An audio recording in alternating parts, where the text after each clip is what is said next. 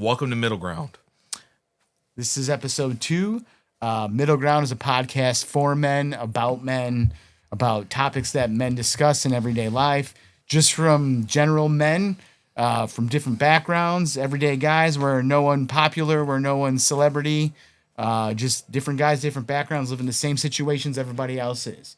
And we look at this as a platform for our viewers to provide topics that they'd like us to discuss and get, everyday Joe's opinion on, and Right. see how we can help people, through this crazy world as a man. Yeah. I mean, I think it's a great discussion piece. So, the first couple episodes we just had just us come in. But what it's going to come down to is having guests from every walks of life, whether you're a CEO, you work at McDonald's, it doesn't matter, whatever it is. And whatnot, we're having you on the podcast as we grow this thing and as we build it.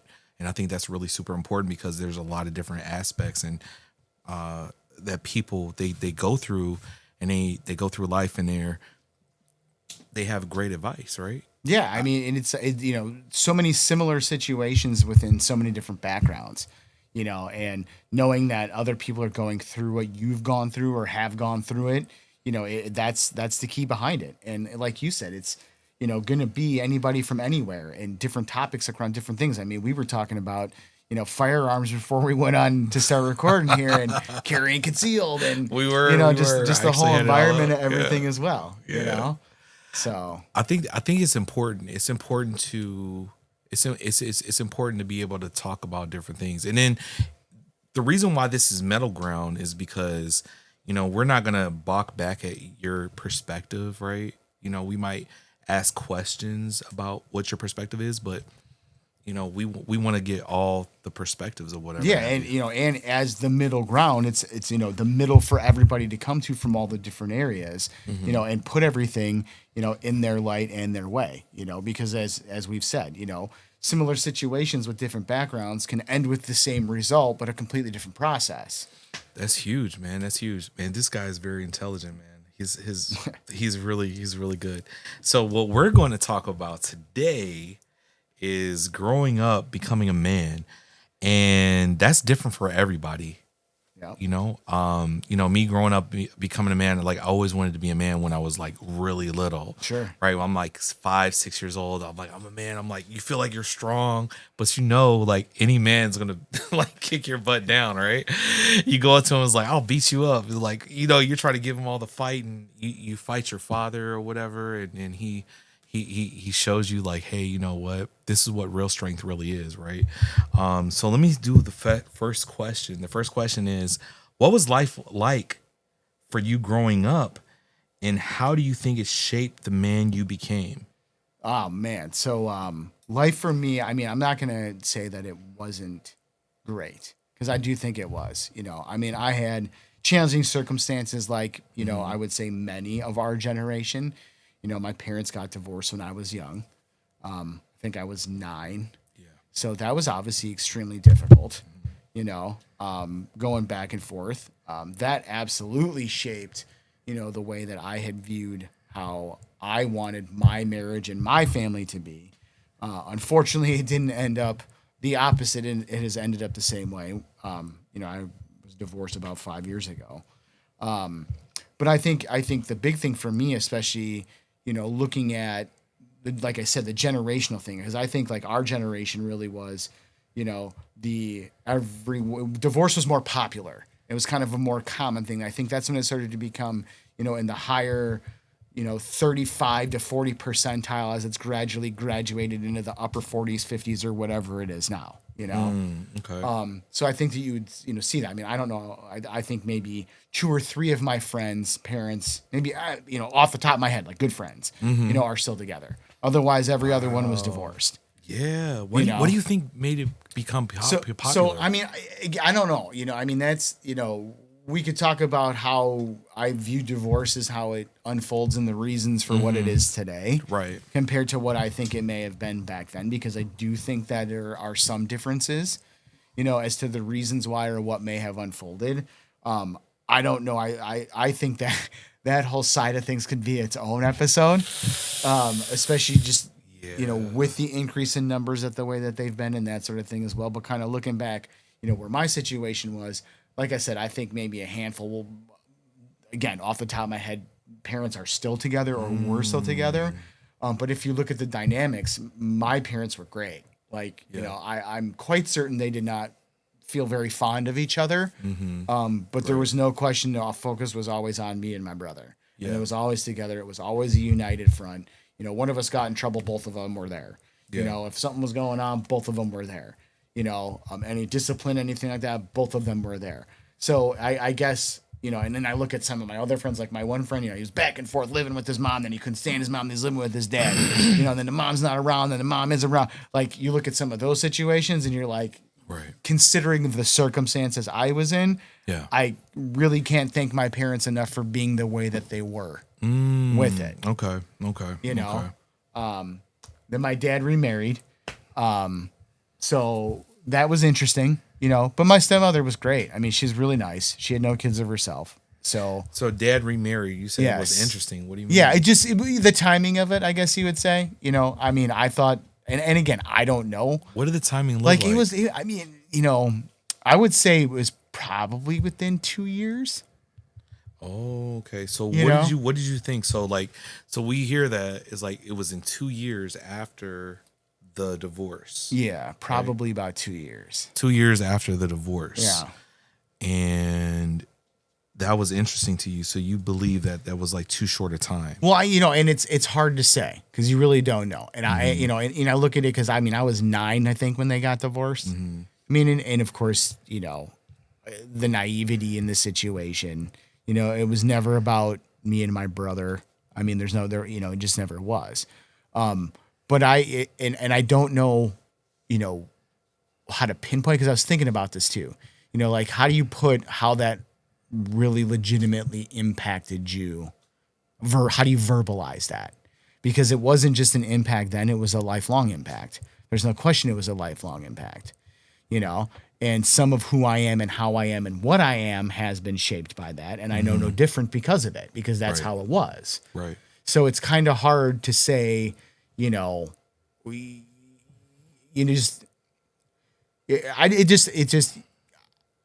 guess you don't expect things when you're that young to move the way that they do. As an adult, you understand, but you don't when you're that young. And like I said, I never had an issue with her then. And it was, I love her. My stepmother, they were married for 20 something years, right? But it was just unique, I guess you would say. Like, I didn't know someone could move on that fast from that kind of a relationship, I guess. But again, I was 9 years old, Do you think it's safe to say, because thank you for sharing with me, first of all. But do you think it's safe to say with that there's a possibility that everybody looks at when you should get another significant other or get married after a divorce a little bit differently, right? So sure. There's no question. And so on and so forth or whatnot. But that can devastate us as well, too, because it's like sometimes it can happen a lot quicker than what we really thought. Yeah. Well, and again, I think part of it was, being completely blindsided by the situation as a whole, too. Like, you didn't expect your parents to get divorced. And then, one day you're sitting on a couch and your mom's like, your dad and I are getting divorced, So, it's, how do you regurgitate what that does to you? It's hard. It's hard. And then, then I sit there and go, that happened to my kids. Like, and I know how that felt, man. So it's like, damn. So let me ask you. So this happened to your kids as well. Yeah. So do you think 2 years is too fast? I don't yourself. For me, absolutely. But that's me. And but everything, like you had said as well, is circumstantial. Yeah. Everybody's circumstances are different. Speaking to my mother and my dad about the situation years later, he'd probably been dating her for a while and we were talking about it. And my mom's like, I knew it was going on, I didn't care. But it wasn't a cheating situation. Because it was after. It was the, we had already made this decision to go through this process. Okay. My dad was out seeing someone. She was out seeing. They were doing their own thing, and it was while they were married. Yeah, for like as they were Before they were. Yeah. Got so there you. was like 6, so before we found out, there was already 9 or 10 months of process behind it. Wow. Yeah. Isn't that interesting? Yeah. That's but interesting. At 9 years old, you don't know that. No, you don't. So that 2-year marriage was really more like a 3-year marriage. Right.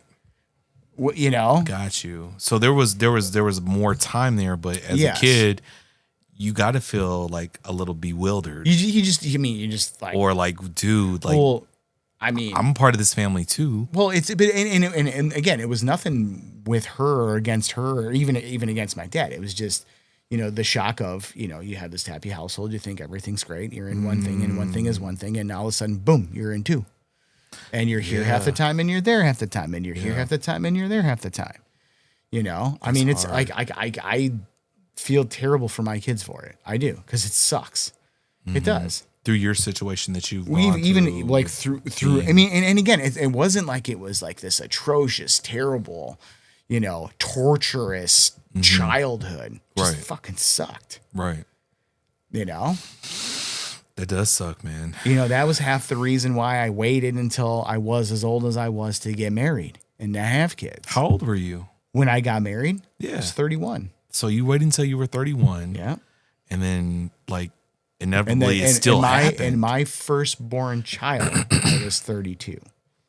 The firstborn child was 32. Yeah. Jackson was 32 when I was born. Or I was 32 when Jackson was born. That's crazy. Yeah. So you did that on the reason on the Well, specs that of- wasn't obviously just the only reason, but Well, that it was, was but one- that was that that was- was definitely a consideration as to it was a pushing point. yeah. On why you Correct. I decided. needed to do what I was doing when I was younger and in my 20s and building my career and getting through school and all that kind of stuff to get myself to a point where I knew that whatever happened, 1 kid, 5 kids, whatever, I was going to be stable and available to take care of them. That makes sense. That makes a lot of sense. Because I did not want to be super struggling. I mean, not that I haven't struggled and not that I won't struggle and not that there hasn't been struggles. Right. But I didn't want to be a 22-year-old. Oops. Yeah. Shit. Now what am I going to do? My life is this way. My life is that way. I mean, it's if it's unplanned or something, there was no way I was going to do that. He was like, I was I'm not doing raised the I was oops. raised away from that. I was raised that's not the way you do things. Bless you. Sorry. I was raised that way too. I was raised that too. I don't know, whatever was in the air. I think me and Rob we've been sneezing today. So, but I mean, so life for me growing up from that perspective was, but I mean, we're the great generation. We Yeah. were before all these electronics, man. We were bikes and baseball and Dude, backyards yes. and ghosts in the graveyard and kick the Yeah. cans and running through alleys and riding bikes. I mean, come on, man. You guys have dance contests too? Oh, dude, man, what didn't we do? We did dance we used to play contests. WWE wrestling. Yes. We used to. Jump you know off what? the fences in the And backyard. when the cops came through, we were like, Yeah, just, what you guys doing? hanging out. Nothing, we're just So chilling. we're just hanging out Just chilling. because we didn't want to get arrested because we Yeah. were fighting. Yeah. We're like kicking people. I'm like Jimmy Fly Snuka. Yeah. I'm like I'm the Ultimate Warrior because I love the Ultimate Warrior. He's like off the handles, but but going back into what you're saying, man, I want to say like, man, that's got to be hard going into, looking at the divorce from your mom and your mother and father, because you ultimately look at them, they're going to be together forever. Nah.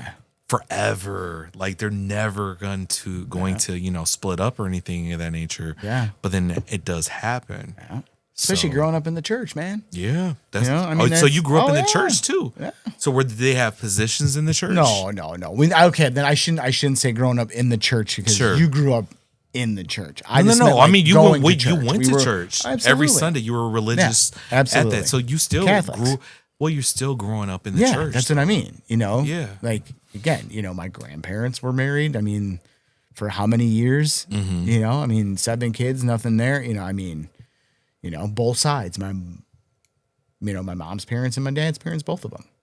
So you're seeing your parents, your grandparents grow up. I mean, they're going through their relationship, and they have a lot of years or whatnot. So this is a status quo for your family. Well, why wouldn't it be? So if you look at, exactly. I mean, if you look at my family, I believe my grandfather's first generation American. Really? Yeah. Okay. So first generation from Italy. From Italy. Okay. Yeah. So like my great grandfather and great grandmother came from Italy. So you're 3 generations. So I would be generation number 3. I may only be number 2 because I'm 99% sure my grandfather was born here. Okay. But I don't know if all of this. Yeah, maybe all of us in, but I know that my great grandparents were not. That's huge, man. Yeah. That's huge. Yeah. On my dad's side, my mom's side is a different story. So, what was your mom's side? My mom's side, I want to say I'm probably 7 or 8 generation, maybe. Yeah. Right. So. Okay. So you're 7 or 8 generations. Yeah, 7 or 8 generations deep on her side. From northern or western, eastern Europe. Oh wow. Okay. And I'm part French, part German, part Slavic. I don't know. Okay. I never got a genealogy test or nothing, but I always wondered, do those things really work though? Yeah, right? Do they really work? I don't know. I don't know. Do you really just want to give some random people your DNA? I don't want to do that. No, I'm like, you heard what happened with 23andMe. Yeah. I heard they start cloning you and you don't even know it because they're going to sell your stuff. I don't know if they started cloning you, but I mean, they had a security breach and then they were then one of them went bankrupt too, didn't they? 23andMe. Yeah, that's what I'm saying. Yeah, they're going to sell it off to some eco lab and you make stem cells out of your DNA. That's crazy, dude. It's so crazy. It's so crazy. Yeah. Dang. Well, yeah. So I would have to say, just to give, overall growing context, up, it was great, dude. It was. I can't complain. A brother, bunch of friends in the neighborhood, dude. Freedom to do whatever we needed as long as we were home, like lights on like everybody else, dude. I mean, the technology situation, went from Atari to Nintendo. To Nintendo to 64 with Sega Genesis. Yeah. To Sega CD to, it's, Sega CD, we used to wait to have Oregon Trail in the classroom That's a week, bro. Oregon Trail. We did Oregon Trail like a couple times a week. But you had to wait for it. Right? You had to roll the computer. Yeah. It wasn't, now we're walking around. I carry 2 of them. I carry one for my personal life and one for work. That's crazy. 2 computers. Yeah. And I didn't actually have a physical computer in my home until my freshman year of college in the year 2000. Actually, would have been 99. Actually, would have been the fall of 99. Yeah, we had got a used one from. There was this guy that rode the train with my mother because she used to work at this place called the Great Book Foundation in Chicago. I don't know if you're familiar. So they used to school a lot of the books and put a lot of the books inside of a lot of schools all over Illinois. But we got a used computer. Our first computer, I think it was in 1990, like. 6, 7? An Apple computer that's probably worth like 450 G's right now. I'm pretty sure. And then we always had the discs. Yeah. We had the disc or whatever, and then they were like, so we got that free computer, and then we always got these discs for the internet or whatnot, for the dial-up internet, and you had to be on the telephone line in order to get that. It was like. Took 3.5 minutes, and that's a whole other story. Then it would last 5 minutes and shut back off. And then we figured out how to get the Oregon Trail, which is crazy. That was like the game. Like the Oregon Trail was like so exciting. You just killed everybody. Yeah. Indians just killed you and scalped you. You walked through a creek and got eaten by a bear. I know, right? Hey, Rob's like over there. He's like, man, this resonates with me. So I mean, looking at it from that perspective. I think I had a really good childhood because great family. What was the question? Very great extended family. What was it like for you growing up? Mm-hmm. And how do you feel that shaped you? Mm-hmm. To become a man. Yeah. So there's no question. Just with all that, I think having an older brother was huge and helped me shape as a man as well. Mm-hmm. Because I had someone that, beating me up, but picking me up, beating me down, but picking me up at the same time. Yeah. But my dad and my brother were, total guys. My dad, big buff steel worker Right. since he was 18 years old. Oh, he was a steel worker. Yeah. Okay. Yeah, he worked at a local foundry here in Kenosha and then moved up Okay. to racing and then got into the sales side of things. Nice. But, you know, our family is athletic. I mean, my mom's a professional tennis player. You know, not like, you know, pro tour making money, but, you know, club pro teaching lessons. I mean, you know, they'd fly her, you know, different cool. places every year to, you know, teaching over spring break and stuff like that for vacations. And, What? you know, yeah. That's crazy. Yeah. So always had a lot of that. You know, I mean, my parents always supportive in anything we did. Mm-hmm. You know, you guys want to play sports, that's fine. We'll help you with this, help you with that. If you're not doing sports, if you want a car, you got to work. You know, I mean, there's no question. It was, you know, a gear up, raise you. This is how you're going to need to function within life. Okay. Life thing. You know, I mean, I left here when I was 20, went out to Arizona, and outside of, you know, living back with my dad again for a few months, moving here, or after the divorce, when I left, I haven't been home. Yeah, I went through some similar things too. That's something like You that. know? That's something, man. I mean, it was crazy, dude, having not lived in my parents' home for 20 years and then have to go back. I mean, and, you know, I absolutely appreciate everything that they did for me. You know, I mean, and there's no question. I mean, it's, you know, it goes without saying, Right. You know, but I Right. mean, it was weird, you know, but it wasn't like, you know, I was thinking, you know, my dad's gonna be like, you know, my house, my rules, you know, like it was when I was growing up, and he didn't even care, dude. He was kicking. You know, I mean, he's like, dude, you're 40 years old. You know, you're a grown man. You're a professional. You got a job. You haven't lived here for 20 years. I'm pretty sure you can take care of yourself and know how to take care of my house. Mm-hmm. You know, but I mean, but then at the same time, you know, my, you know, senior parents got 4 kids running around the house. Jeez. You know, so that must have been like awesome for them. well, I mean, I'm sure it was, but I'm sure it was exhausting as well. But still, You know, like maybe they But appreciated it a little you know, I bit mean, more. yeah, I mean, I'm sure that they do. I mean, my kids love them and they love my parent. I mean, it's great. Like, you know, we usually go to my dad's house on Sundays for Packer football. And, What? yeah, you That's know? real cool. Yeah. Yeah. Is he still married to that? No. So they Okay. got divorced. Oh man, I don't even know. Probably 15 years ago. Okay. Got you. So, and then he's remarried. So, Again? yeah. Okay. Oh yeah. And I mean, then how long did she's- that take him to do that one? I mean, that one, you know, but that, you know, I was living in Arizona. I was older as well. Mm-hmm. You know, I mean, that one, the marriage, maybe 2 years, 3 years, 3 maybe years? 3 years. Yeah. 3 years? Okay. You know, I So mean, one but extra year, but okay. different circumstance. I mean, it, you know, different impact on me as well, because Right. obviously having gone through my own relationships, not a divorce at that point, but Yeah. own breakups, own in and outs, goods and bads. Like, you know, again, the dynamic, like you said, is different as well when you're It older. is. You know, it's a lot different when you're 30 something and, you know, your parents are telling you that. I mean, don't get me wrong. Yeah, I was sad. Yeah, it sucked. Yeah. You know, I mean, I knew something was up though, because I was home from Arizona.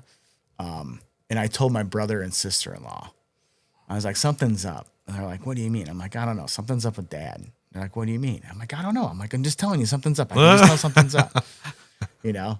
And I think I was here for Labor Day. Okay. And I'm like, I don't know, you know, like whatever. So I go back, yeah, by Thanksgiving, they told us they were getting divorced.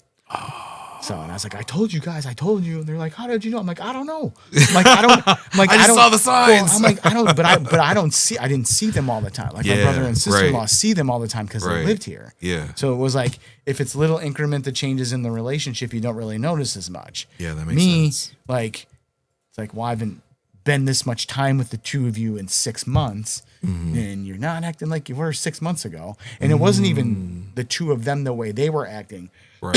so much as, you know, I thought I was telling my brother, I'm like, yeah, I think something's wrong with that, and they're just not telling us, Okay. you know, because it was Okay. more kind of him that I was getting the Vibes from or whatever. You know? Things are a little off. Yeah. And then, you know, I wasn't going to ask him because then, you know, whatever. Like, you know, 29 years old and live 2,000 miles away. You know, I wasn't Yeah. going to read too much into it with him, but, you know. Dude, that's hard, bro. Yeah. That's hard. Yeah. But, you know, I mean, we get a lot of our cues from Oh, yeah. Yeah. growing up like that, Absolutely. though, right? Ah, that's crazy. That's Yeah. crazy. Yeah. So, all right. So we're going to flip this now. I don't know if I completely fully answered this question or not. Yeah. But No, we're go going ahead. to have you tell us Okay. what it was like for you growing up And how do you think that it shaped you? What was life for me growing up? What do I think? How do I think it shaped me for becoming a man? Oh wow, you know what? I learned a lot. So my childhood was a little different. So I did grow up in the church. So my father was a evangelist. He started out. Well, that's all I knew, right? And I grew up in Waukegan. So I was born in Waukegan, and I think it was around 2 years old. Then we left, and I think we went to Wyoming. Out in Wyoming. Wyoming, Way west. Wyoming, yeah. So With not much out there. not much out there, but my father felt that he has from the stories that I've heard or whatnot. So I mean, I'm hoping that this is like pretty spot on, but this is from what I remember from what they told me, because I wasn't cognitive. Sure, I mean, if you're 2 years old, I'm like, I don't you may remember being in the car and seeing a tree. Dude, did you see that water over there? Yeah. I saw a flash. I remember a flash. It was crazy. So they went to Wyoming, and my father was an evangelist, and he wanted to do a work for God, and he wanted to tell people about God's word. So we went from there, and then we ended up in Colorado. Okay. So out west and kind of started working back a little. So I still don't remember any of that, right? Sure. And then but I remember the stories because those like really shaped me as well. Like the stories that they would always tell me over and over and over again, because I guess they wanted me to know and remember that. Sure. So then I it's started the journey that brought you right where you are now. And the journey brought me where I am now. So it's so my memories first start peaking. I think it was in where was I? I was in Kenosha, Wisconsin. So that's where I was at, Kenosha, Wisconsin. So I had to be around 5. Okay. Probably 4 years old. Kenosha. So I remember getting in my dad's car. He had this old school car. It was like a 60 something. It was slick, man. It was very slick. I think it was like an old school Pontiac, really beautiful white. I think I actually have a picture of it still, but I remember getting in and out of that car. It was like an old school Bonneville. Man, it was beautiful. Yeah. All I know is it was a big boat car. Dude, I don't know. I think it was like medium size. Okay. But it was beautiful. That's all I remember. So I don't know what that looked like. So I remember going there, and then I think seeing my mom and dad interact and whatnot. So my father, he's really super dark skinned, and my mother was super, super, super fair skinned. So in Kenosha, when they went to Kmart, when Kmart was here, and they'd be in the parking lot, and you get a lot of couples looking at them, right? And they're looking at them and they're looking at us, and then they see me. I look like a little Indian kid, whatever. They're like, what's going on? And then my dad's like, hey, let's give him a show. So I remember that, right? He's like, let's give him a show. So he like makes out with my mom in front of me, and they're like, and then like the old people were looking like, like, I don't even know who these people are, right? But I'm just like, okay, so I remember that. But looking at that and seeing that my father he did what he wanted to do, and he was his own man, right? So he owned his own business. So at that time he had a moving company, and we lived in Orchard Court, or Orchard Court. Apartments right by Parkside. By Parkside. I think they're by Parkside. So I remember being over there. So that was okay, because I know there's Wood Creek over by Parkside. There's Wood Creek. I mean, I know. And then there's Orchard Court, I believe. Yeah, we'll have to look it up. I don't know if should I bring my computer out? If you want to bring your computer out, you've been dying to use your computer. Orchard Court. What? So we'll find out where Orchard Court is. Let's see. Hold on. I'm assuming you're talking about the Kmart that was on 52nd Street. Orchard Courts. That apartments. Yeah, hold on. Yeah, they're called Orchard Court Apartments. Okay. Yeah. So they're over by Parkside, or whatnot. So they're right. So Parkside's right there. And then you have Orchard Court Apartments or whatever. Okay. Right there. So we were in Orchard Court Apartments. Oh, so they're on the north side, north side or whatnot, which that's where I live now. I live not Orchard Court Apartments. That's why you know. That's why you know they're Orchard Court Apartments, because I live there now. We're gonna act like I don't live there now. Let's pull up and I live there now. Let me show you this place on the map. No. So we were there. So I remember my father just like, doing what he wanted to do, and he didn't have to answer to a boss. And I just thought that was like so cool. Let me make sure I'm staying on topic, because I want to make sure I'm staying on topic. It says, what was life like growing up, and how do you think it shaped you as a man, becoming a man? So fast forward. So they got a divorce. How old were you? I was around maybe 5, 6. Okay, so not much longer after some of the stuff you remember in the Yeah, Kenosha area in general. 6. I was probably 6, maybe 7, maybe 6, 7. I would say 6 or 6, 7. No, I was like 6, 7. So you know that means nothing. Let's be clear. 6, 7 means nothing. I saw how that meant. And so these guys was like, "What do you think you are?" He's like, "I'm a 6," and he's like, the guy's like, "I think I'm a 7." He's like 6, 7, and it was like, it's just so stupid. But whatever. That's how it'll be gone happen. in a week. It'll be gone in a week or whatnot. And it'll be like, "Dude, you remember 6, 7?" I know. It'd be like, not. You're so cool. Not. Right. Yeah. So they got divorced, and it was very traumatic. Actually, it was pretty traumatic, and it was devastating to me because I thought my mother and father were going to be together for all their life, right? And when it's even that more ingrained, like you said, because you like I said, I was in the church. I mean, you were in. I was in the church. So my father was. You were the church. My father was an evangelist, and so my mother, she always was there. She read the word in church, and we went to a couple different churches. I grew up Pentecostal, or whatever have you, right? And it was very interesting. It was really interesting how everything go. I mean, that's like a whole subject in itself. We could talk about that another one too. We have to the whole growing up in church life. It was crazy. And the changes in the views and the. It was wild, man. We man. So I guess what it came down to it is that I didn't know that my dad had divorced my mother, and I guess, like, to be honest, she didn't know either. She didn't know that happened. Okay. Okay. It was kind of crazy. Yeah. Yeah. So I guess he put it in the paper or something like that, and I don't know if you can put it in the paper. So at that time, you can put. I was going to say, yeah. I mean, who knows what the laws were? I mean, whatever the law was there in Illinois. That's got to. Oh, it's in Illinois. I think he too? was in Illinois yeah, or whatever, because he had ended up moving to Illinois. So my mom had left, and she was in Nebraska, and we were like in Texas, and we were just like all over the place. So you were going around with your mom, or my with mom? Your dad? Yeah. Okay. So all I know is I remember going on the Amtrak train, and she said, "We're going on an adventure," and I'm like, "Yay!" I'm just like super excited. And the adventure lasted Let's go 10 years? It lasted like 2 years or whatever. So you went from Illinois to Nebraska. To Texas. How long were you in Nebraska? You were in Nebraska for 2 years? For probably like a couple months, like 7 months. And then you went from Nebraska and then we went to Texas? to Texas for whatever reason. And how long were you in Texas? I was in probably like 6 months, and then we went back to Nebraska, and then we went back to Texas. It was like wild. Okay. So my mom just like, that's what she did. She just like left, and we went everywhere. Because that's what she felt like she needed to do. Right. She felt like she needed to do those things. And that's like another subject as well, right? So anyway, we found out, like, we came back and found out that my dad had divorced my mother.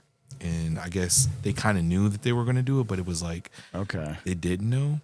So it's almost like you guys were doing the Nebraska to Texas thing, and your dad was aware, but in the divorce, he was sending money. Talks, but he was sending money, and it may have been in the talks, but I don't think it really was.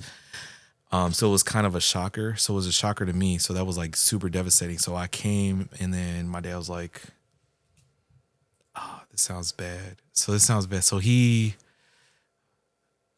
but we're doing a podcast, right? So that's what we're doing, right? Say whatever you want to say, however you want to say, man. So we went ahead, and so my father, he got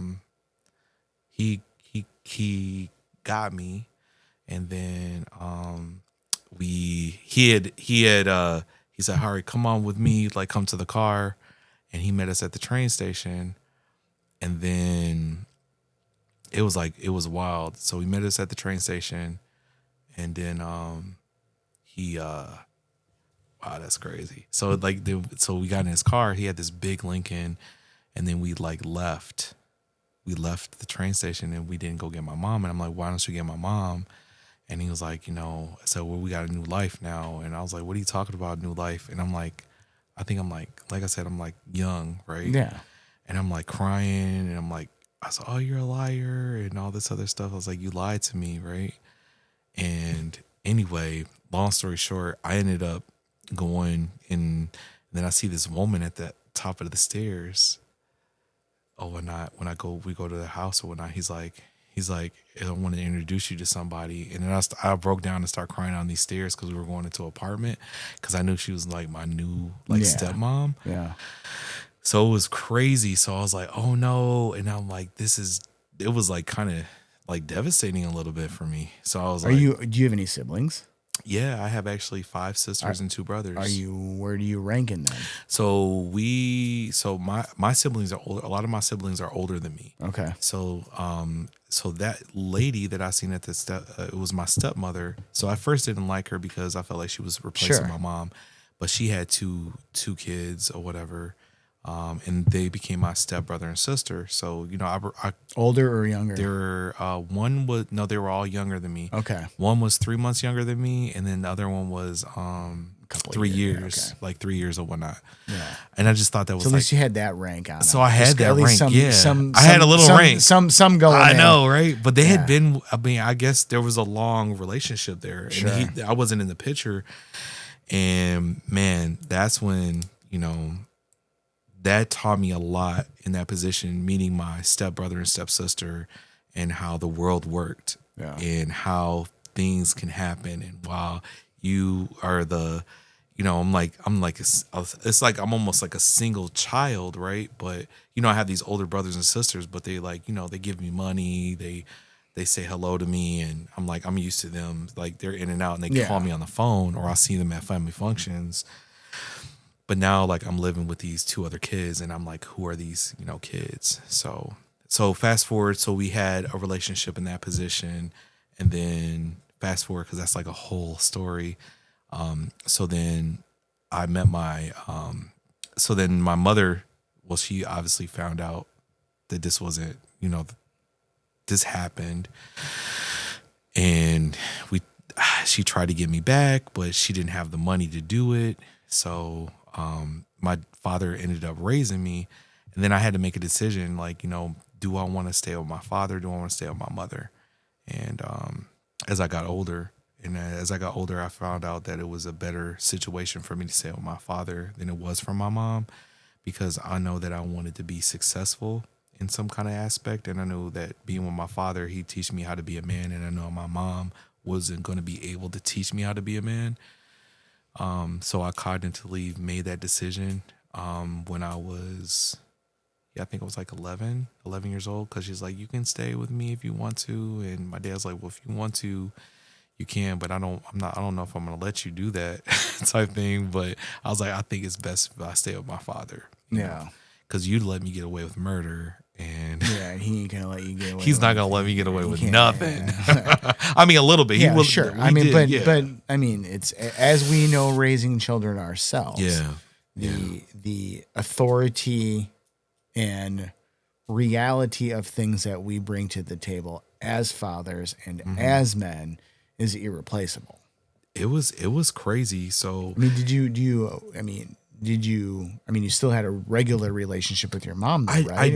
I did have a regular relationship with her. She lived like close, but then she started living other places, and she would go back to Nebraska. I would talk to her on the phone. So she wrote me a lot of letters. So I always would get like 6 or 7 letters so that's when people use because that was before you had phones and text messages. So I had like 6 or 7 letters. They didn't even have email then. Let's be clear. There was no email. There was no email. There was no email. Back when there was Oregon Trail, there was no email either. That was crazy. So so she sent me letters. She sent me a lot of these other things. And I learned that, even though that my mom really loved me and I was a mama's boy, that, and I would stay with her sometimes. I would stay there for like a week or 2 or something like that when school wasn't there. Sure. Or on the weekends, or I would take a bus to go see her, or whatnot. But she never drove, so that was another thing. So she didn't. She wasn't a driver, and she didn't want to learn how to drive, because she just said that's just something she didn't feel like a woman should drive, is what she felt like. She's like, I don't need to drive. And I was like, well, maybe you should get your driver's license. I don't want to do that. And I was like, okay, that's interesting. So he's like, you'll drive. So I learned to drive when I was 14. So I learned to drive when I was 14. So who she lived with this guy, and he was from Turkey. His name was Nazmi. And So he had a car, and I was like, he's like, you know how to drive? And he didn't speak English really well. Yeah. And I'm like, yeah, let me drive. And then my mom was like, yeah, I trust him to drive. So I learned how to drive in Milwaukee, and my dad didn't know I learned how to drive in Milwaukee when I was 14 years old. I'm like on the highway, bro. That's awesome. I don't know anything about driving. And I'm driving, and I'm just like, this is crazy.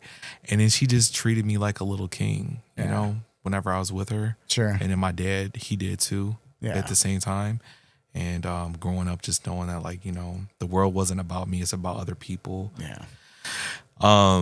But I think it shaped me into a position where knowing that things can go awry anyway, and your dreams can be crushed, you know.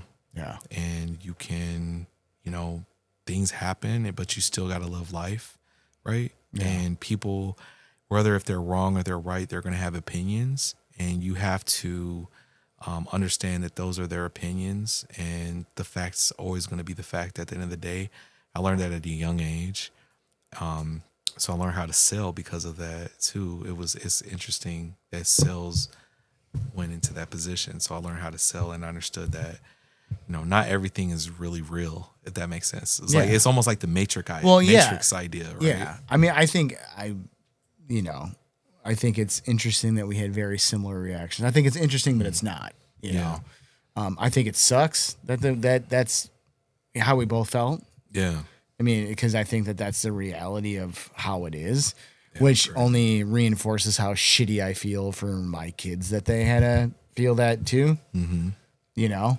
But I think that both of our dads are probably, I mean, obviously from the more traditional side of things and how they raised us. Super traditional. Because, you know, my dad was, you know, get up, you know, you know, like I was doing some of this with my kid the other day, man. You know, my daughter made, I don't know, he was at football practice. We get home and she made, I don't know, some little snacky treats for us, and they had bananas. Okay. But she made them with the bananas 4 hours ago.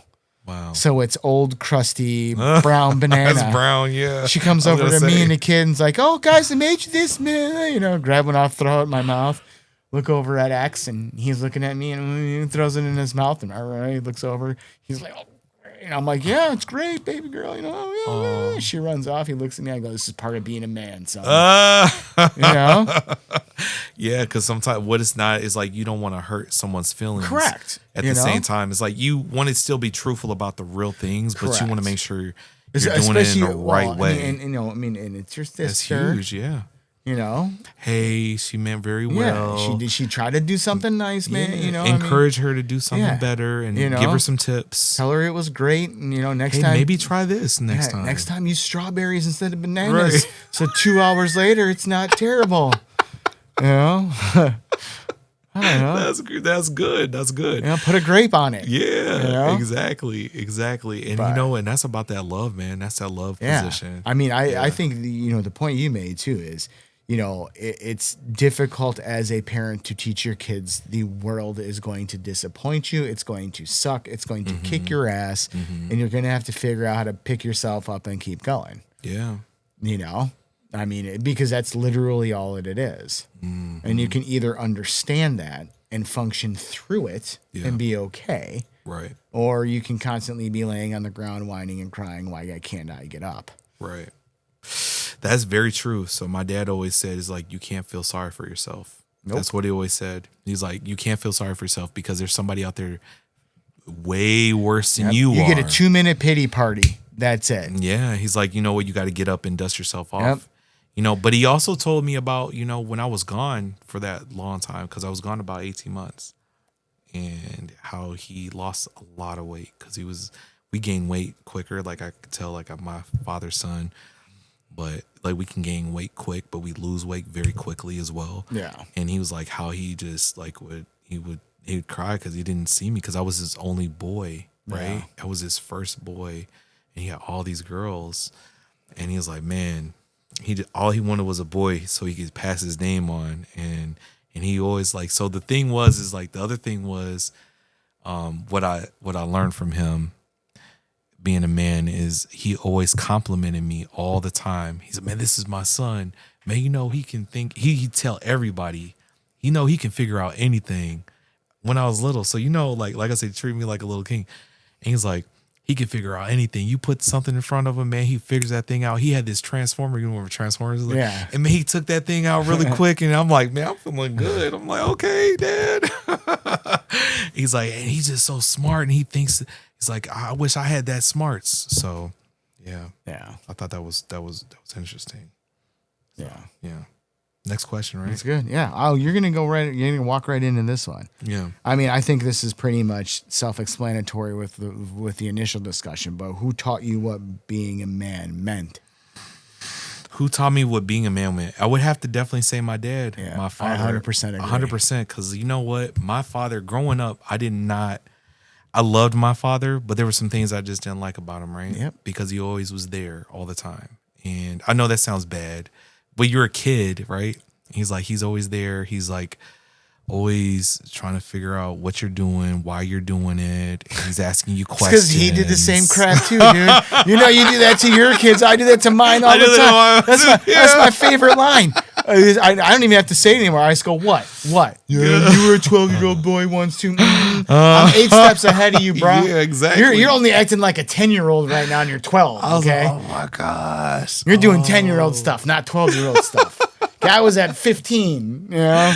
He was something else, man, but he just was always there. And I'm like, and then sometimes I just disliked him because he would say things and they were really right. I was afraid of real. my dad for a very long time. I was afraid of my father Very too. afraid of him. I wasn't like afraid of him like. No, I knew he loved me, and I knew, but I was afraid to make him mad.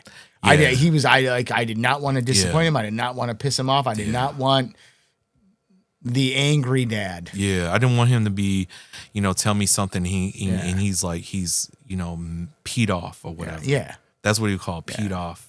He wouldn't say pissed off. He said peed off. But yeah, so he taught my me. dad's like I said, he was a big dude. So my dad had these big muscles he had his own appliance business.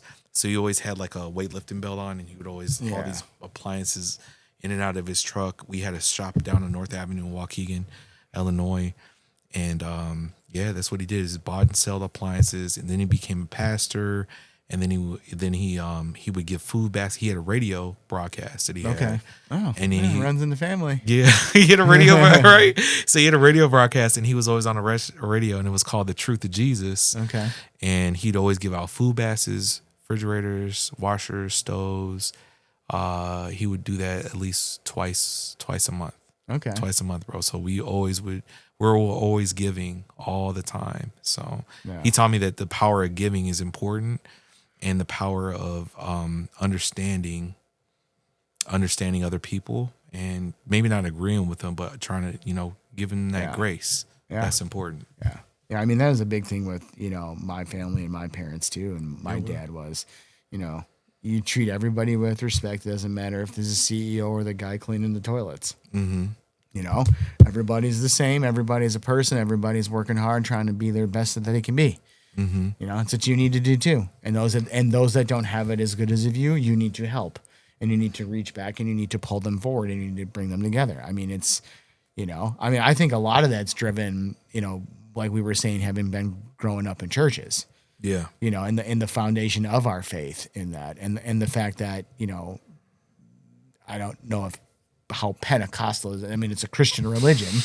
Pentecostal is crazy. It's crazy. Yeah, we were strict, but it's a Christian religion. So it's the same general principle of love for everyone. Everyone's in the image of God. You're running along the same lines. And I mean, so it's almost like I think that was a heavy factor in shaping the man. I shouldn't say it. Well, I know it was a factor in shaping who I am as a man today as well. Morally. Absolutely. Absolutely. Mm-hmm.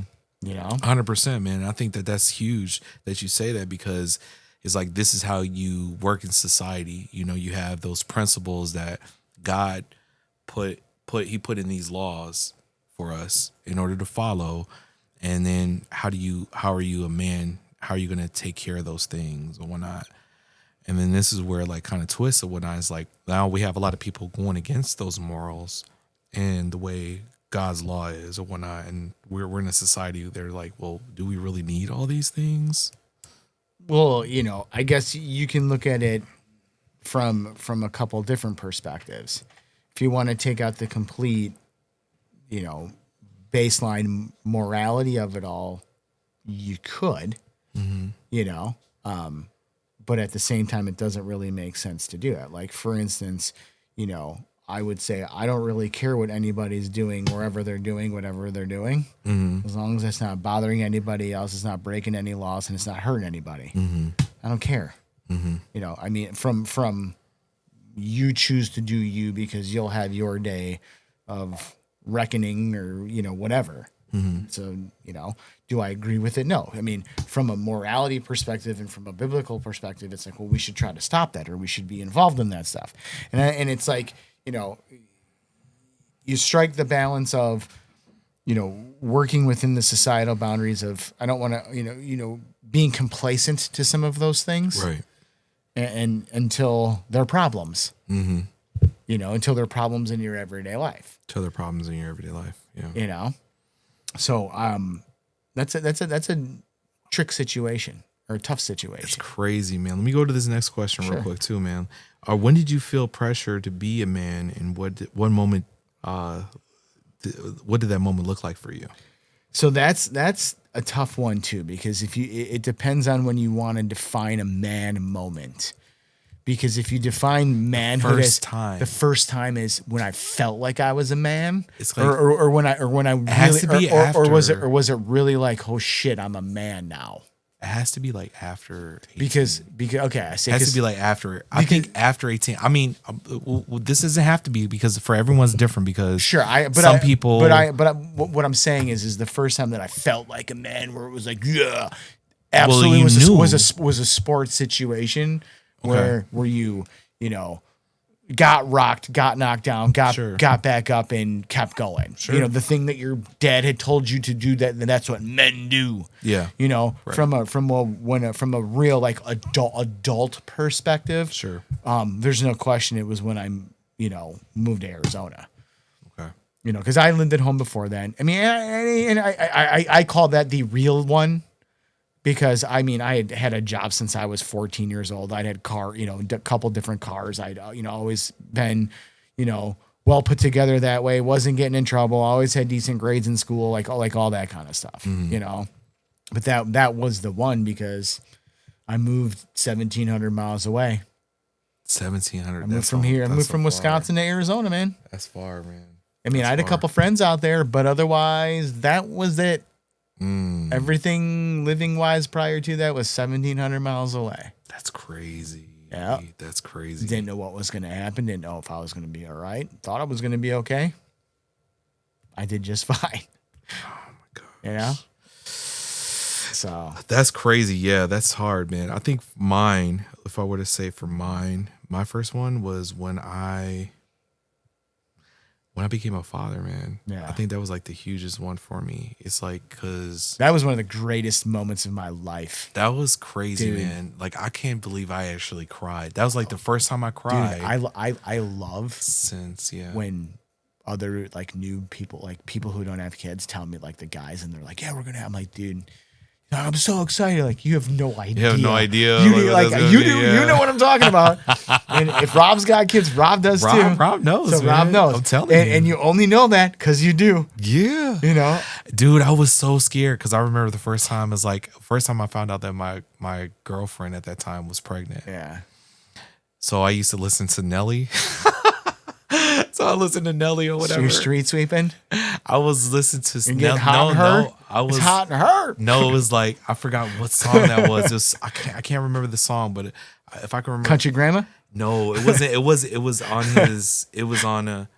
It's like da-na-na-na-na-na, da-na-na-na-na-na-na-na-na. That's how the. Da-na-na-na-na-na-na, sa-na-na-na-na-na-na-na-na. And then it was like kind of a sad song, but I was like, man. So at that time, well, I guess I shouldn't say that, but at that time, so my girlfriend, she lived in Waukegan, and then I lived in Kenosha. And I found out we got pregnant. I was like, oh my gosh. I was like, this is crazy. I was like, what am I going to do? And I was like, I can't throw the baby away, because if I throw the baby away, what if this baby is going to be like this magnificent person? Maybe it's going to be my son. Maybe it's going to be my daughter. I don't know. Then I had my daughter it was my daughter when because I don't think we knew what she was gonna be. So we found out that it was a daughter. She's like, you have a daughter.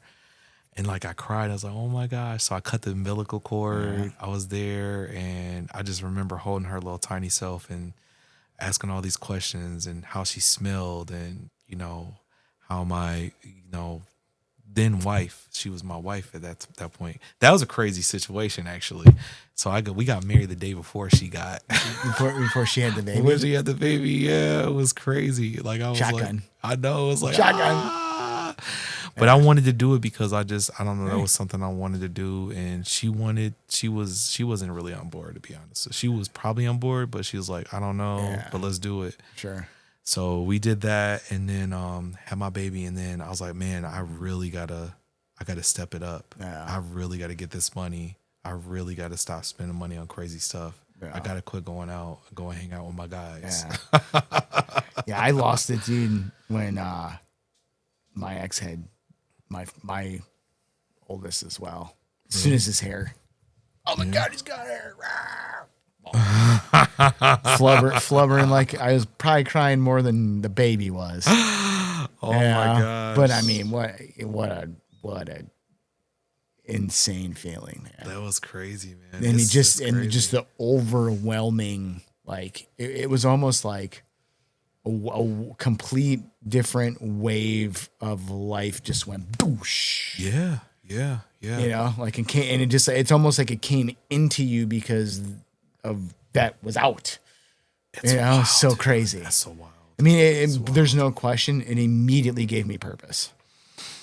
Immediately changed how I operated as a human being. It did, man. Yeah, I agree. Instantly. Well, I thought I was changing before he was born. Mm-hmm. But when he was physically out, completely different. Like it's different, because you're still having fun. Yeah, taking pictures. You don't realize. You don't realize that moment until that moment happens, and when that moment happens, and I don't like it. Just like it's like a I hear what you're saying. Like a solar flare off the sun, like behind you, just boosh, gives you this like wave, a burst of realization, man. Whole different energy and realization, bro. Oh my gosh, it was wild. Yeah. And then just taking care of her, and then I was still, I was in a little different situation because I didn't go to college. Then, I went to college. I went to ITT Tech. That was like a bust, right? Was that one that went down? Did you get your money back? Is that one that went down? I did not get my money back. Is that one that went down though? Is that one of them? No. Okay. But it was like I just remember. So I got the dude. I know. You know what? You know what it is. I remember seeing the commercials during like the Bozo show and the Price is Right when we were kids for ITT Tech. That's got to be what it is. Dude, with ITT Tech, crazy. Right after the 588-2300 and Dude, I also went to ITT Tech right after I got out of high school. Okay. It was like in July, and I was like, this is the worst decision I ever made. I was like, I shouldn't even went here. And then I went there for till December, and I was like, no more or whatever. Yeah. So, but that was some wild stuff. So we had my daughter, and man, I still had a lot more to do and a lot more to see. So I think it was I was still getting my stuff together, and I didn't, I knew I had to get money and whatnot, but I was still being a knucklehead a little bit, still kicking it with my friends, and I still have, my wife or whatever, but I'm like, this is I just wasn't making the right decisions or whatever. And my dad was like, what are you doing? And it's like, don't you know you're more? He's like, I don't know what you're doing. That was one thing my dad used to say. I'm sure yours is too. Get in trouble. That's my name. I know. My name. You have my name. You got that name from me. Are you named after your father too? No. I was named after my father too. The last name. It was so the last name that's and my the first name. name. You're weird, And he just he's like, don't you know you're more, and you can't do that. That's not what more. My parents forgot what they were going to name me because I was 6 weeks premature. What? Yeah. Oh. And then they ended up naming me after my dad's youngest brother and my mom's youngest brother. Okay. So Jeez. I think we're running out of time almost. Well, I don't know. I mean, my mom said that, I think she, had to have like she was bleeding and Really? But yeah, it wasn't, I don't think it was like an overly dire situation for me or anything like that. But it was, fitness size 10 shoebox, I used to say, cause I was small to fit my dad's shoebox. And, I used to fit on my dad's forearm. Like he used to carry me around on his forearm. Yeah. That's crazy. My dad, but. That's crazy. So you're a preemie. My stepmother was as well. My stepmother was a preemie as well. She was a preemie soror. So yeah, that's something. I always say, imagine how intelligent I would have been if I lasted another 6 weeks. Dude, you're pretty spot on. You're pretty okay already. That's what I'm saying. Imagine how intelligent I would have been. What are you talking about, bro? Dude, like you're good. But yeah, I guess we'll do this last question and then we'll wrap it up because I know we're getting like over time. That's okay, man. That's good. We're having fun. We're having fun. So I'll go for the final question. All right. When you think about the man you are today, what do you still wrestle with and what are you most proud of becoming? The proud part is very easy. I'm most proud of becoming a father myself, and the job that I'm doing with the kids. Yeah, in the way that I'm able to raise them in this. I'm gonna sound like my dad. Absolute crazy environment of a society. Back in our day, it wasn't like this. Back in my day. Back in the the 90s. Yeah. We didn't live like this. So I think that that side of it, is there's no question that's the most proud part and the most important part as far as I'm concerned for me from now until I'll give them till they're about 22 or 23. Then by then they should know what they're doing and any dumb stuff they do then they're on their own. But you know what I'm saying? I agree. Still wrestle with. Obviously now having put my kids through the divorce, I wrestle with some of that still. Yeah. I think that's just a lifelong thing as it's going to be as well, just because we know no different. Right. So you just never will know. You never, and that's not anything that can change. It's not like you're like, oh, if I would have bought the red car instead of the blue one, you know what I mean? You know what I'm saying? So I wrestle with that, but I don't know, cause it was like, I thought, like I said, I had a pretty good childhood, I think that, you do the hindsight 2020 stuff and, would I do things differently? Of course there would have been things I would have been differently. I probably would have decided to really work really, really, really, really hard in the weight room when I was in high school. Yeah. Doing like, like stupid stuff like that you realize when you're a kid. But the only thing that you can do with stuff like that is like I tell my kids now, oh, you don't want to do this sport? Okay, you're not getting it back. You're not getting it back. You lose a season, that season's gone. Next year you're in 8th grade. That means the 7th grade one's gone, which means now you only have 8th, 9th, 10th, 11th, and 12th. See, you're down to 5. You're making them think. Yeah. That's important.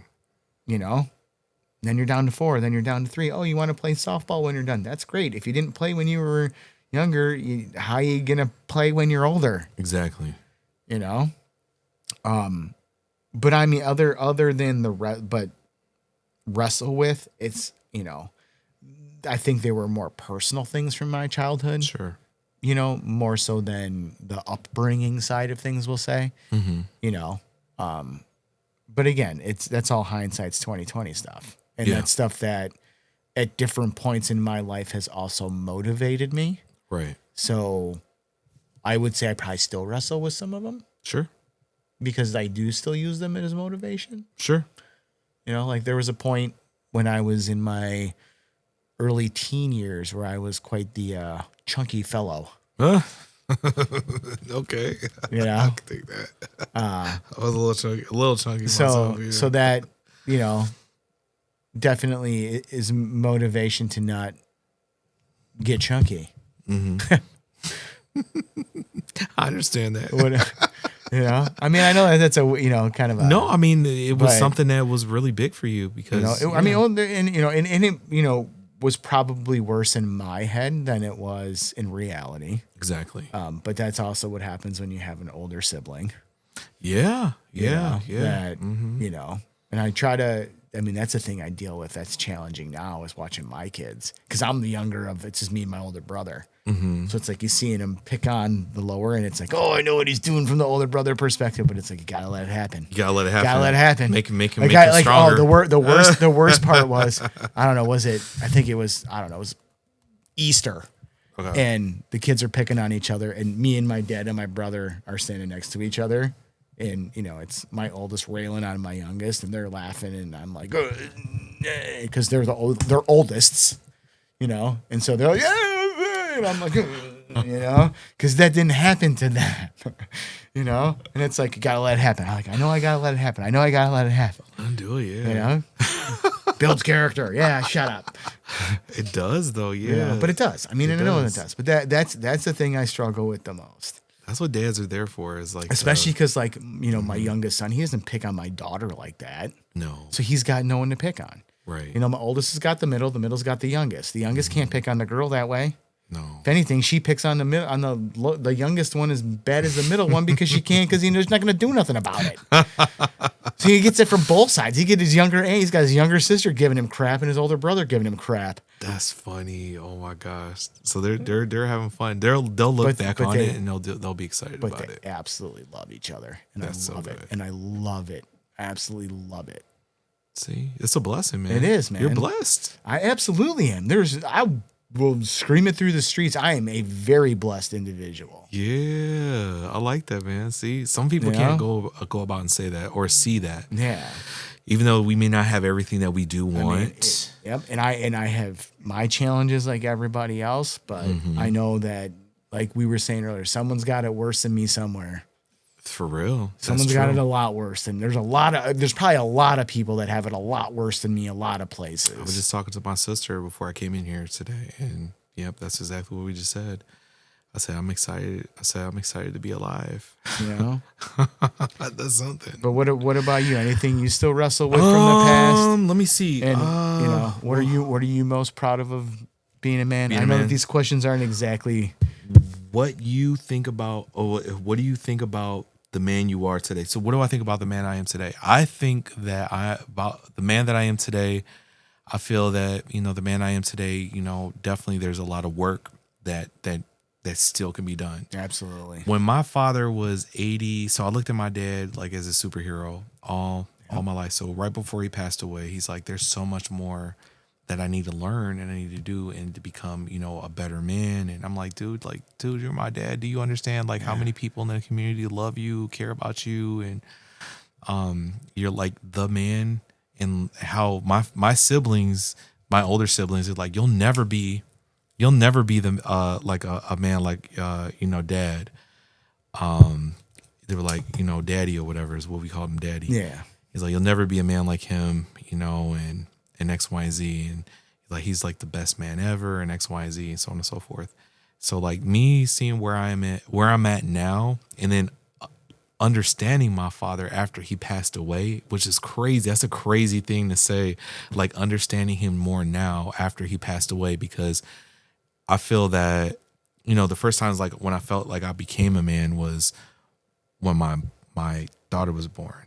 And when I got the chance to, it was in 2017. This when my father passed away. He was 80 years old.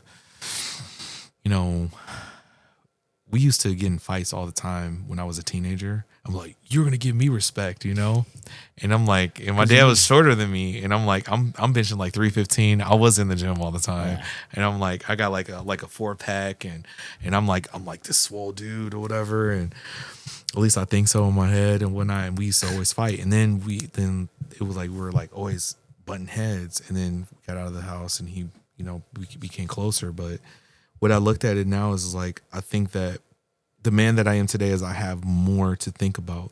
Looking at my father and seeing that he said he needs to do more when he was 80, I was like, well, that means that I need to do a lot more at, the age that I'm at right now. Yeah. And what do I wrestle with? I think what I wrestle with is just sometimes slowing down, right? Yeah. Slowing down, maybe not slowing down as much as I possibly can, because maybe I know the answers to questions, because God's given me the ability to see things, but slowing down because because maybe people aren't ready for that, right? So slowing down, because one thing that was always said to me, somebody told me, this one wise guy told me, he said, you got to slow down and speed up. He always said that you have to slow down and speed up. And I was like, that's crazy. I was like, but you do have to do that. So just, slowing down and, giving myself grace in that position, right?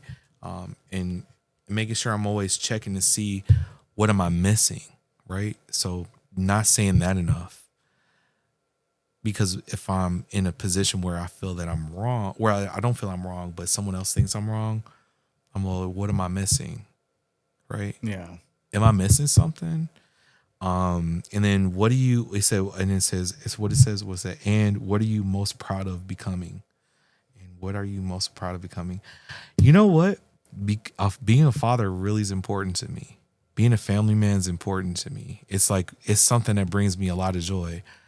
And I would say over the last year or so, I found that was like the biggest thing for me, is becoming like a better father, and knowing, that it was just being a father, man. That's the biggest thing, man.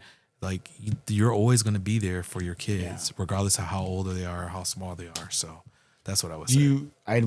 This is what I was just writing down because I have a follow-up question for you. Yeah. Okay. Do you ever try to look at yourself as the superhero your kids see you as you saw your father? You understand what I'm saying? Do I ever what? So how you said you saw your father as like a superhero, just like I said I saw mine. Yeah. Okay.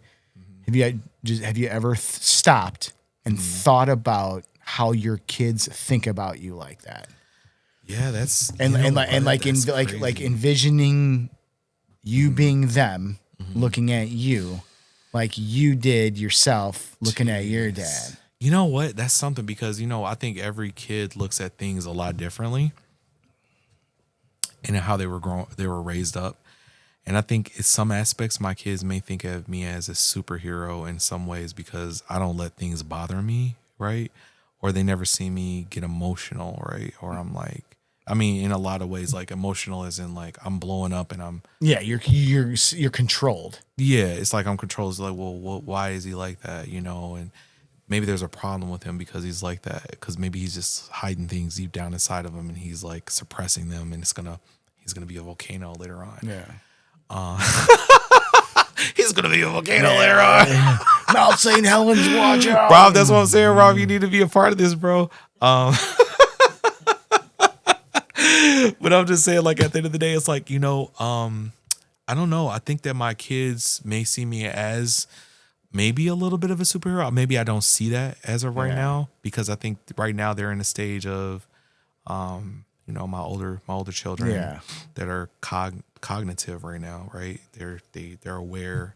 I have a 22-year-old daughter. She'll be 23 in February, and then I have my 18-year-old. Well, 19. He just turned 19 yesterday. I think that they feel that they have life figured out a little bit more, and they know more than what I do, and they think that a lot of the stuff that I say is subjective. It's a subjective thing, and I think that that'll circle back in a couple of years. They're not there yet, and I understand that. So I think that's when you have to slow down, even though that I know that that's hard for me. Patience is the hardest thing as a parent, man. And you need so much of it. Because they know everything, and then my daughter just thinks she has life all figured out, and I equipped her really well, and she's very confident. Sure, I think daughters get their confidence from their fathers. 100%, I believe. I see that 100%. It's just the way she walks. She walks in a room like you can tell the girls who were like, they had their fathers there, and they walk in a room like they own a room almost, like they're like. You can tell the ones that have fathers and older brothers. Or older brothers, yeah, exactly, right. And I think that that's something that, I don't know. So I look at them like they maybe not look at me as a superhero, but I think they see a value. I don't know exactly what that value is. Yeah. I don't want to say anything, well, no, but it's crazy, like you said too, it's their ages. And it's their ages right now. And I know that, because obviously the transition is, later on, especially with the older ones, because it's like I mean, I got this my 17. It's like it's the transition from the dad role's always there. Yeah. Dad is always overarching no matter what. Yeah. But the friend, like in friendships like this as they start. You know, we know it levels itself out to where friendship starts to equal dadness with dad still overtaking. Yeah. You yeah. know, but yeah. but you know, as fathers, we need to work that transition as well because that's how they become men. That's true, man. Because if it doesn't work that way and you're not my friend, you ain't a good man. Exactly. Yeah. Right? That's crazy, man. That's bars. So yeah. But I like that, man. What about you? I mean, do you think your kids look at you as a superhero? I don't know. My daughter does, but that's just because she's daughters, man. Let me tell you, she just they'll butter you up. They'll butter you. How old is she? 7. Yeah, dude, you're gonna. I mean, it's you know. Dude, I remember my daughter was 7. Well, and daddy, she's daddy, and she's and she's the only girl in the house. You know, so she's in this bachelor pad with 4 other dudes and her. So she kind of runs the place. No, she definitely gets pushed around. She puts front because she's lowest on the totem pole. She's the youngest. There you go. You know, but she definitely doesn't get the rule number 1. Rule number 1 in the house is always be ready. Yeah. So that means that a flying ball or flying something. Always be ready. I love that. Yeah, you get hit with it, dude. Oh, get ready. Rule number 1. Rule number 1. Yeah, I like that. I like that. So she gets cut out of that stuff. That's funny. Because it's not fair to throw footballs at her across the room when she's not paying attention. Oh my gosh. But I don't know. I hope that they look at me like I did my dad, which is they know that I'm there to teach them. They know that I'm not there to hurt them in any way. Like even when I'm, need to lay the hammer down and be disciplined and raise my voice if I need to or something like that. But know that I'm there for them to be able to be the best that they can be. Yeah, that's and huge. give them whatever opportunities that I can. That's huge. If they look at me as a superhero for that, that's great. I mean, sometimes, man, I even forget like my kids have my last name. Yeah. I mean, just because you're so busy in everything you do, and then it's like you look and it's like, kids out there with this last name on the football field, like like you just. It's. I mean, I don't know if you've ever had that, but I don't know. It was just weird today. Like I'm out there and it's like, man, because like you hear more on the field. Well, even doing that stuff yourself, like when people were yelling your last name when you were wrestling, it was you. Like you were that one. Yeah, yeah. And it's like then you hear that yelling and you're like looking around and it's like, what's that for me? It's for my kid, not for me. Yeah, yeah. That's true. That's so crazy. I was in football. I remember in wrestling. I did football 1 year, but yeah, this is awesome. Well, this is good. Yeah. This is good. Yeah. So I think this was a great talk. Yeah, I think it was good. Yeah, it's good to, I can't wait till we put another person inside. That's on the outside. Just whoever that's going to be, right? Yeah. And we have all these different people from all different walks of life. I think that's really fantastic. Yep. That we can use, and we have some sponsorships coming up, so we're really super excited about that. So this is Middle Ground, and we want to thank you for coming and checking us out, getting to know the Robs on our episode 2. Yeah. So peace out. You guys have a good day. Thank you so much for joining us. Peace. Thanks, everyone. Yeah.